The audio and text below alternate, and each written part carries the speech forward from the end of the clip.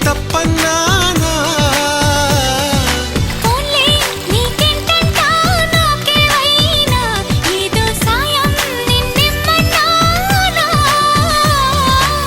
వలపంటే నిప్పు లాంటిది కలకాలం దాచలేనిది సలహా విని ఒప్పుకోవే ఇకనైనా